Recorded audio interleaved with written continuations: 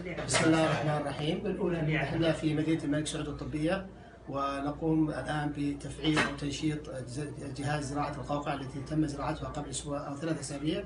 والجهاز الداخلي هو عبارة في المنطقة هذه.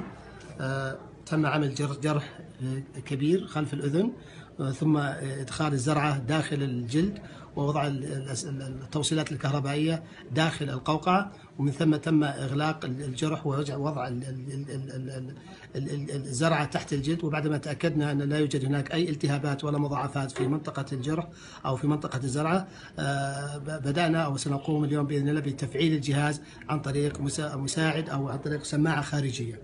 والسماعة الخارجية عبارة عن جزء مغناطيسي وهو يلتصق بالزرعة الداخلية كما تشاهدون الآن، والموجود الآن السماعة اللي ممكن تركب من الداخل. سيقوم الفني الآن بتنشيط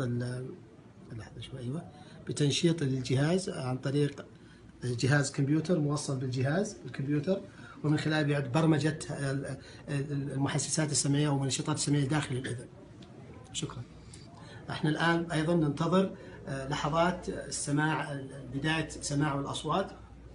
طبعا الطفل هذا لا يستطيع أن يسمع أصوات منذ أن خلق، فكون الآن اللحظة سيسمع الأصوات لأول مرة في حياته، فهناك تعابير تختلف عن تعابير التي تعتاد عليها، وهذا طبعا مؤشر للطفل وللفريق الطبي اللي قام بإجراء العملية مؤشر نجاح. أتوقع الله حسن. نشوف. بسم الله. وجه واضح عندك مع وجهي أنا.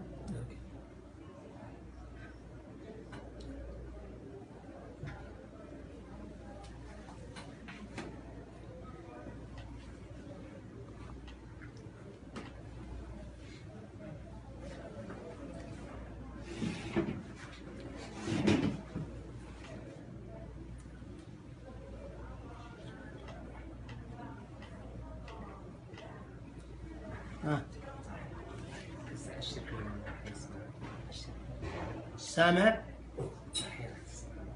حتسمع الحين أصوات؟ حمزة إذا تسمع قول اسمع، ارفع اصبعك. تسمع؟ ارفع اصبعك. لا لسه. دقيقة.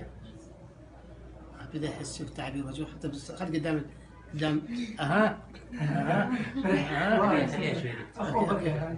اوكي. ما هذا ما كنت يتفاجئ. لا تتفاجئ، بس شوي.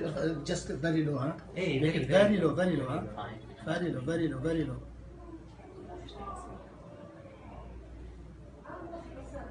كيف حال؟ حمزة شوف تعبير وجهه. خلي. اوكي خلاص. هذا مستوى جدا منخفض الحين، بس لانه عمره ما سمع فبيتفاجئ. يتفاجئ اكيد، لانه طبعا الصوت هذا طبعا بالنسبه له غريب.